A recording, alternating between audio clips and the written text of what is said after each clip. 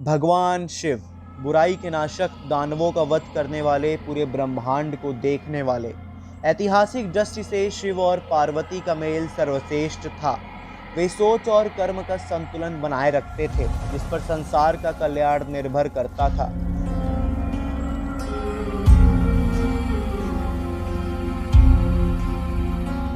पार्वती ऊर्जा, वृद्धि और पृथ्वी का परिवर्तन का रूप थीं। उनके बिना शिव मात्र एक पृथक दर्शक बन जाते थे और संसार गतिहीन हो जाता था। शिव और पार्वती का पवित्र संयोजक सभी जीवों में उर्वरता लाता था और उनके संबंध बनाए रखता था। पार्वती मानवता के भौतिक सुखों का ध्यान रखती थी।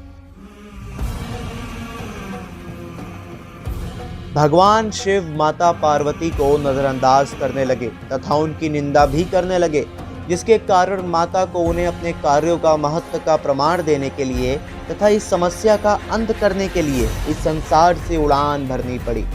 उनके साथ साथ वादी ऊर्जा भी विलुप्त हो गई, जो इस पृथ्वी को घुमाती रहती थी। उनके गायब होने पर अचानक एक भयानक और सर्वव्यापी खालीपन ने इस संसार को एक खौफनाक चुप्पी के साथ घेर लिया। पार्वती के बिना धरती सूखी और बंजर हो गई, नदियां सूख गईं और खेतों में फसल भी बर्बाद हो गई। मानवता पर भूख ने कब्जा कर लिया। इन सब से शिव भी ना बचे रह सके। अपनी पत्नी के अनुपस्थिति से आया खालीपन उन्हें महसूस हुआ।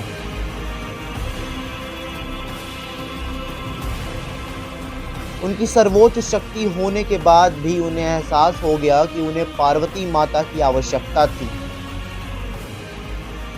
करुणामयी पार्वती अपने भक्तों का और विनाश होते हुए नहीं देख सकती थी।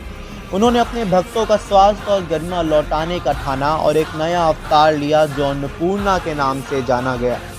उनके एक हाथ में डलिये का सुनहरा कटोरा था तो दूसरे में रत्न जड़ित कुरचल था। उन्हें अन्नपूर्णा भोजन की देवी के रूप में पूजा गया।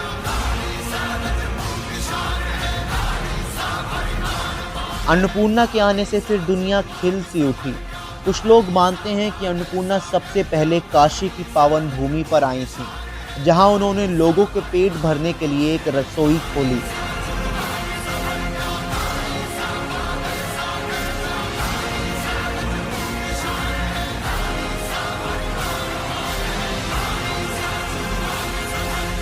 वहां विनम्र शिव स्वयं एक खाली कटोरा लेकर देवी के पास आए और भोजन तथा क्षमा की भीख मांगी।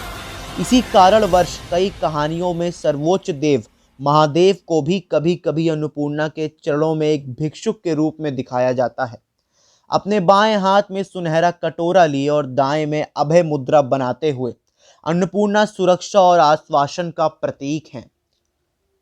यह कथा सिर्फ माता पार्वती की नहीं, बल्कि हर उस स्त्री की शक्ति का आभास कराती है जिसके महत्वपूर्ण योगदान को हम अनदेखा कर देते हैं। वह एक बच्ची, एक बहन, एक माँ, एक विदुषी, एक नायिका, एक वीरांगना है। वह एक औरत है।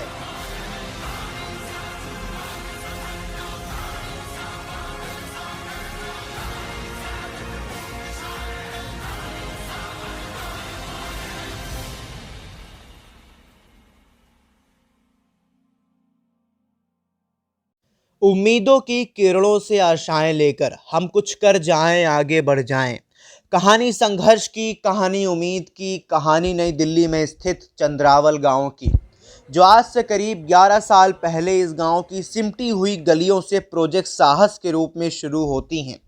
G20 के भारत मंडपम से कुछ ही किलोमीटर दूर यहाँ के लोगों की आमदनी ज़्यादातर गौपालन, लघु कुटियार उद्योग, कागज़ों के छपे खाने, परचून की दुकानें, ठेले, मजदूरी के द्वारा ही चलती हैं। जब हर घर सपना देखता है तो उसे एक स्त्री ही पूरा कर पाती है। नारी शक्ति है सम्मान, नारी गौरव है, अभिमान है। नारी ही जीवन का आधार तथा इन्हें सशक्त बनाने से हमें पूरे परिवार, पूरे समाज तथा पूरे देश को विकास से अग्रसर करते हैं। राष्ट्रीय सेवा योजना किरोड़ीमल महाविद्यालय की इकाई ने चंद्रावल की महिलाओं से बात की, जिस पर इन्होंने अपने विचार व्यक्त किए।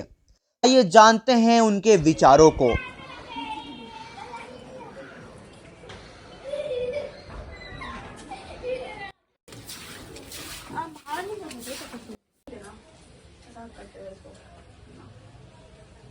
लीजिए अपना अपना।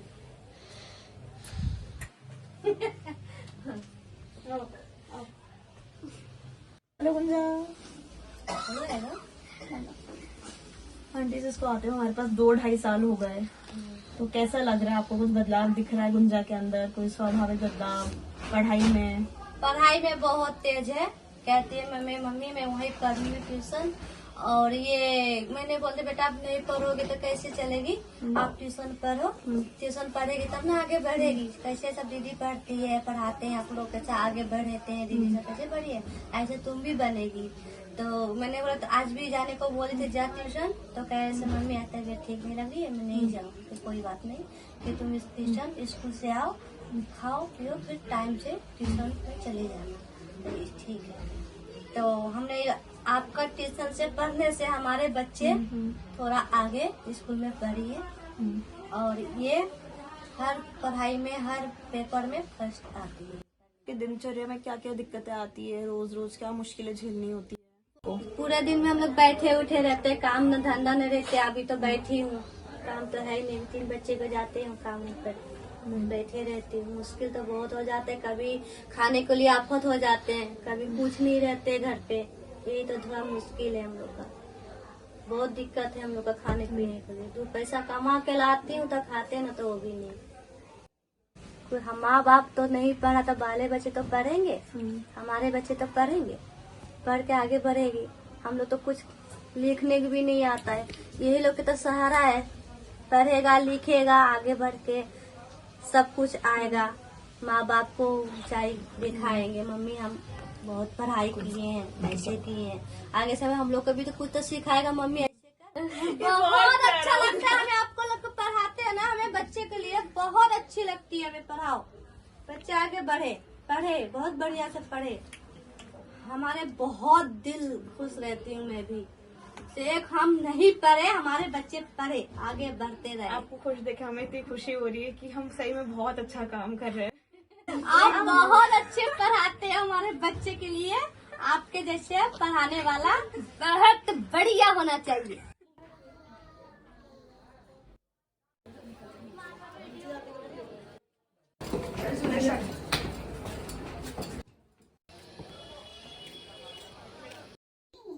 राष्ट्रीय सेवा योजना किरोड़ीमल महाविद्यालय केवल चंद्रावल तक सीमित नहीं है, बल्कि हमने अनेक अनाथालय, कन्या आश्रम, गृहों का दौरा भी किया है तथा इस सामाजिक जिम्मेदारी को महत्व को समझा कि हमारे छोटे छोटे काम किसी के जीवन में कितना प्रभाव ला सकते हैं।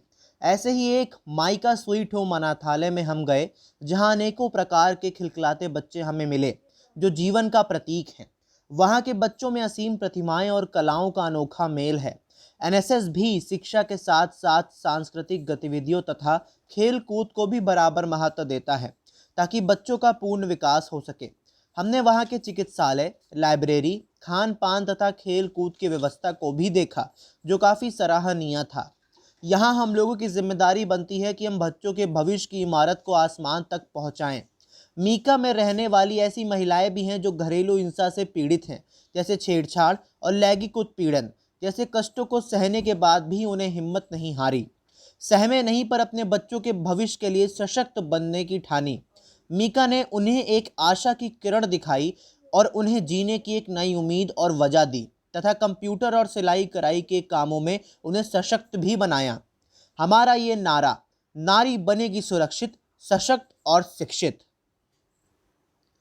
आज सहयोग प्रोजेक्ट को शुरू हुए 1 दशक से भी ज़्यादा हो गया है और हम रोज़ करीब 100 से 120 बच्चों को पढ़ाते हैं। आइए ऐसे ही बच्चों से उनके एनएसएस के सफ़र को सुनते हैं। मेरा नाम स्नेहा है, मैं एनएसएस सहयोग में पढ़ती हूँ और मैं कक्षा 10वीं की छात्र हूँ। मुझे यहाँ पढ़ के बहुत अच्छा लगा और यहाँ पे किसी में भी भेदभाव नहीं होता। जितना सामान लड़कों को दिया जाता है उतना भी लड़कियों को दिया जाता है और हमारा भी जो हम बोलते हैं वो सुना जाता है। ऐसा नहीं होता कि हमारी बात काट दी जाए, लेकिन यहाँ पे सुनी जाती है और यहाँ पे हमें एजुकेशन भी देते हैं और भैया दीदी भी बहुत अच्छा पढ़ाते हैं और हमसे बहुत अच्छे से बात भी करते हैं। और कई होता है कि किसी की मम्मी वगैरह पढ़ने नहीं भेजती, बट हमारी मदर हैं वो पढ़ने के लिए भेजती हैं, उनको हम धन्यवाद कहते हैं। और आजकल के ज़माने में लड़कियों को भी बहुत कम समझा जाता है, लेकिन हम किसी से कम नहीं हैं। Thank you. मेरा नाम नांसी है, मैं कक्षा 6 की छात्रा हूँ। यहाँ पे हमें 3 से 5 घंटे मतलब पढ़ाते हैं और उसी बीच में हमें खिलाते भी हैं। और यहाँ पे हम एक्टिविटी भी करते हैं, ड्राइंग भी करते हैं। और यहाँ पे भैया दीदी मतलब कि कभी कभार मतलब कि ऐसा होता है कि हमें डांस वगैरह का भी मौका मिलता है, यहाँ पे खेलने का भी। यहाँ पे मतलब कि सारे दीदी भैया अच्छे से पढ़ाते हैं, हमें बहुत सारी मस्तियाँ कराते हैं। कि मतलब कि ऐसा ना हो कि हमें मतलब कि किसी को अलग देखते हैं, किसी को अलग देखते हैं, सारे एक ही समान है यहाँ पे भैया दीदी के लिए। धन्यवाद। हेलो, मैं सौम्या, एनएसएस केएमसी की वॉलंटियर। हमारा एनएसएस विमेन एम्पावरमेंट में बहुत मदद करता है। वो विमेन के लिए बहुत सारे कैंपेन्स ऑर्गेनाइज करता है, जैसे health care campaign, reproductive health, nutrition, prenatal care, ऐसी कैंपेन्स ऑर्गेनाइज करता है। हमारे एनएसएस केएमसी के वॉलंटियर्स की भी बहुत कहानियाँ हैं, आइए उन्हीं से जानते हैं। हेलो, मेरा नाम प्राची है, मैं एनएसएस केएमसी में वॉलंटियर हूँ। और मेरे साथ तो कोई घटना घटी नहीं है, बट मेरे पापा ने मुझे एक स्टोरी सुनाई थी जो उनके किसी फ्रेंड की बेटी के साथ हुआ था। वो 10 इयर्स की थी, मतलब 10 ईयर ओल्ड थी वो, और वो बहुत छोटी थी। वो अपने पार्क में खेल के जस्ट घर लौट रही थी, लेकिन उसे लौटते बहुत देर हो गई थी, 7 बज गए थे शाम के। समर सीजन था तो पेरेंट्स का अलाउ था कि ठीक है तुम घर से बाहर खेल सकती इतनी देर तक। लेकिन उसके दोस्त और वो जब पार्क से निकले तो उसके जो दोस्त थे उनका डायरेक्शन घर के जाने की तरफ अलग था, उसका अलग था, उसे अकेले जाना पड़ा। वो जा रही थी, तभी सामने कोई दुकान आता है, घर और पार्क के बीच में, उसकी बिल्डिंग और पार्क के बीच में कोई दुकान है छोटा सा, जहाँ पे सारे मर्द ऐसे बैठ के बातें करते, सूटा मारते, वो नॉर्मल उनका जो रूटीन है वो फॉलो करते। तो वो बच्ची जा रही थी, उस बच्ची को ऐसे सामने बुलाया और बोला चॉकलेट लोगी क्या? उसने मना कर दिया कि नहीं मुझे नहीं चाहिए अंकल। बट फिर वो उसे मतलब फुसलाने लगे और इधर उधर टच कर रहे थे, मतलब एकदम इम्प्रॉपर टच हो रहा था उसका। और वो उसको जैसे फील हुआ ना कि नहीं ये टच अच्छा नहीं है, तो वो रोने लगी, चिल्लाने लगी। फिर जो वो दुकानदार अंकल थे वो जानते थे इसके पापा को, तो उन्होंने फिर कॉल किया, फिर वो अंकल आए। फिर वो पुलिस केस नहीं किए, बच गए वो, वरना वो पुलिस केस ही कर देते, क्योंकि जो ये टच वाला सीन था वो ज़्यादा बहुत बड़ा इशू है। तो फिर वो लड़की लेकिन ना पार्क में जाना बंद कर दी, खेलना बंद कर दी। उसे बहुत ज़्यादा डर लगता था कि नहीं मुझे नहीं जाना है। लेकिन फिर उसके पापा ने समझाया कि देखो ये तुम्हारे साथ अगर हुआ है तो ये अच्छी बात है कि तुम्हें समझ में आ गया कि बैड टच क्या होता है, गुड टच क्या होता है, तुम्हें कैसे से बाहर निकलना है। तो वो धीरे धीरे अपने पापा जाती थी पार्क में खेले, फिर वो उसके पापा धीरे धीरे करके उसे छोड़ने लगे कि नहीं अकेले से फ्री टाइम देना है। तो उसके बाद फिर वो संभल गई और अपने दोस्तों को भी उसने बताया ये स्टोरी, स्कूल में भी शेयर किया। फिर वो जो स्कूल में एनुअल डे होता है ना, तो उसमें भी उसका ऐसा शो रखा गया था जिसमें वो उसने अपना ये जो स्टोरी है वो बताया और लोगों को सिखाया। यहाँ हम एनएसएस में भी जब वॉलंटियर की तरह जब किसी को बच्चों को पढ़ाते हैं तो उन्हें भी हम सिखाते हैं। फिर एनएसएस केएमसी ने एक ये डिफेंस भी ऑर्गेनाइज करवाया था दिल्ली पुलिस के साथ मिलके, जिसमें सेल्फ डिफेंस कैसे करना चाहिए एक महिलाओं को, कि बाहर अगर कोई तुम्हारे साथ गलत करे तुम कैसे अपने आप को बचा सकते हो, उसके लिए सेल्फ डिफेंस कैंपेन करवाया था एनएसएस केएमसी में। तो बहुत कुछ सीखने मिलता। फिर एनएसएस बहुत ज़्यादा योगदान दे रहा अपना ये वुमेन कॉन्क्लेव को लेके, वुमेन को आगे बढ़ने को लेके। Everyone, my name is Nikita Sangwan. I am from NSS KMC सहयोग and I want to share a story जिसके अंदर मैं 10th क्लास में थी उस वक्त और मैं मैथ का ट्यूशन जाया करती थी। तो विंटर्स का टाइम था, मैं एक दिन ट्यूशन जा रही थी और as I am afraid of dogs, तो मैं हमेशा वो पॉसिबल वेज देखती थी जहाँ पर मुझे कुत्ते ना मिले। तो ऐसे ही ढूंढते ढूंढते वो रास्ता 6 बज गए और 6 बजते ही अंधेरा हो जाता है। तो मुझे एक बहुत ही कच्ची गली दिखी थी जहाँ कोई भी स्ट्रीट लाइट नहीं थी, कोई भी रहने वाला नहीं था और घास फूस बहुत ज़्यादा थी। तो मैं बहुत ज़्यादा इंटेलिजेंट बन गई उस वक्त और मैंने सोचा कि इस रास्ते से चलना ज़रूरी है क्योंकि शॉर्टकट था वो। तो मैं उस रास्ते से चलने लगी और वहाँ पे भी अगेन आगे जाके मुझे बहुत सारे कुत्ते दिखे, तो मैं बहुत स्पीड से वापस आई। तो उस वक्त क्या था कि एक वहाँ पे लड़का खड़ा था जो काफ़ी देर से नोटिस कर रहा था ये सब, और वो बाइक पर था। तो वो आया, वो मेरे पीछे आया and he started asking about my number. तो मैं 10th क्लास में, मुझे पता ही नहीं ये सब क्या होता है। तो उसने मेरे साथ बहुत ज़्यादा मिसबिहेव किया उस वक्त मैं बहुत ज़्यादा रोने लगी। मुझे भी नहीं पता क्योंकि वो बहुत ज़्यादा फर्स्ट टाइम था, तो मेरे पास फ़ोन भी नहीं था। 10th क्लास में कौन ही फ़ोन देता है। तो मैंने जल्दी से किसी को रुकवाया वहाँ पर, मैंने फ़ोन मांगा, मैंने अपने घर वालों को फ़ोन करा and I am so glad कि मेरी बहन बहुत जल्दी, लाइक विद इन 5 मिनट्स, काफ़ी दूर था वो I and she consoled me at that time. उसने बोला क्या हुआ, कैसे हुआ, बात बताओ.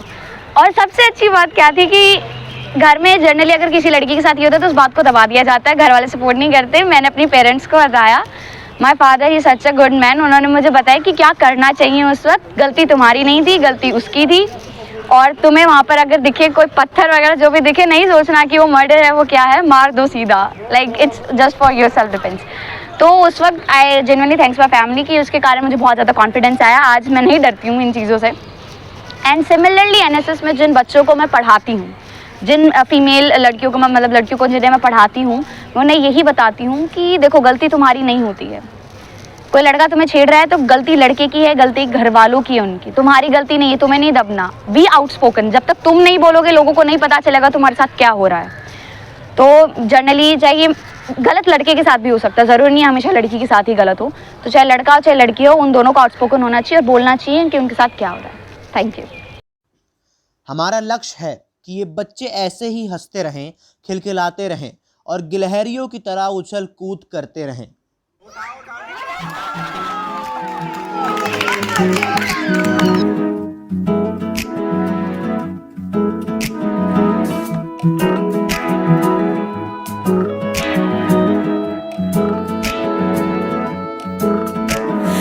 रंग बदल बदल के क्यों चहक रहे हैं दिन दोपहरिया. मैं जानू ना जानू ना जानू ना जानू ना क्यों फुदक फुदक के धड़कनों की चल रही गिलहरियाँ. मैं जानू ना जानू ना जानू ना जानू ना रंग बदल बदल के क्यों चहक रहे हैं दिन दोपहरिया.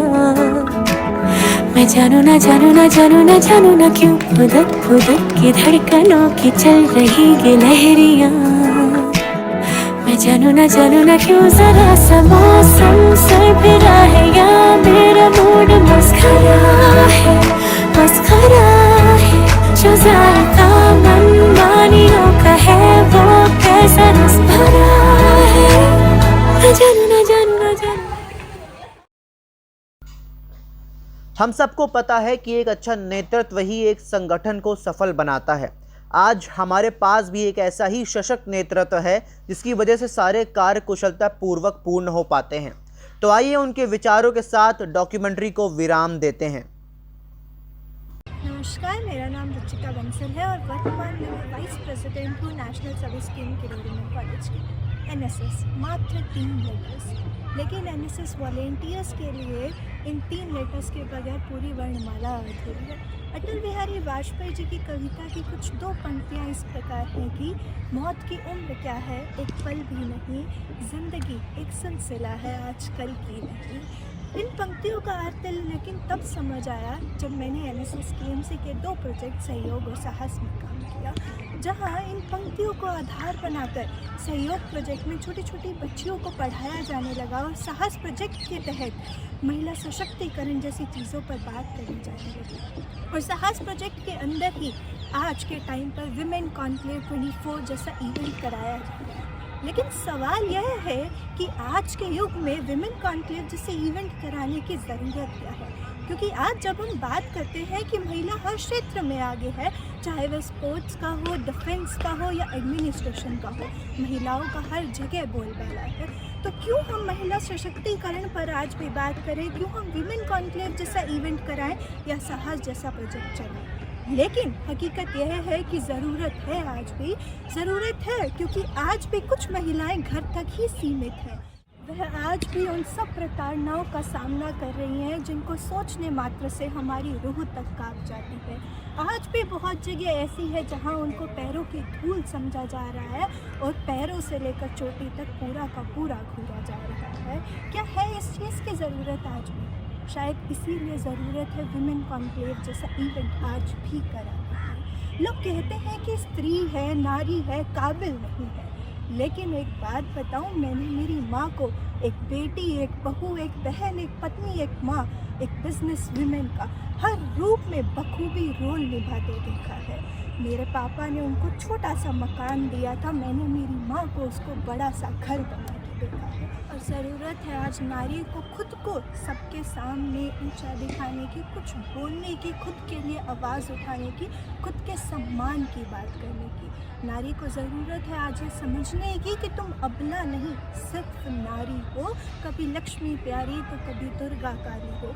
3 लोग समाये हो जिसके भीतर, वो किससे हारी है। और समझ ले नारी तू अबला नहीं, तू सिर्फ नारी है। और जिस दिन ये सोच हमारे समाज को समझ आ जाएगी, उस दिन विमेन कॉन्क्लेव जैसी इवेंट्स नारी सशक्तिकरण पर बात करने के लिए नहीं, बल्कि महिलाओं को पुरस्कार से सम्मानित करने के लिए किए जाएंगे। और हमें इंतज़ार है उसी दिन का, क्योंकि हम पूरे समाज की सोच नहीं बदल सकते, लेकिन अगर कुछ बदल सकते हैं तो वो है खुद की सोच। और जिस दिन वह सोच बदल जाएगी, उसी दिन वास्तव में नारी ही नारायणी का मतलब इस पूरे संसार को समझ आ जाएगा।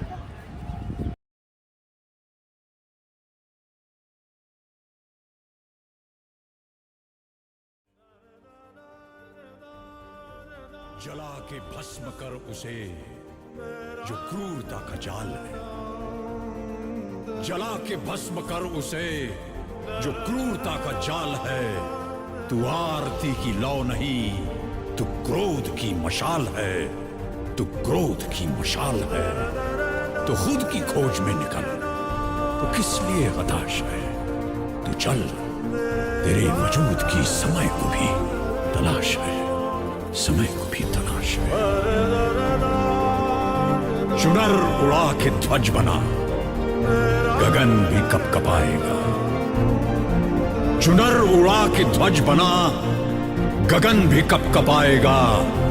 अगर तेरी चुनर गिरी तो एक भूकंप आएगा, एक भूकंप आएगा। तो खुद की खोज में निकल, तो किस लिए हताश है। तू चल, तेरे वजूद की समय को भी तलाश है,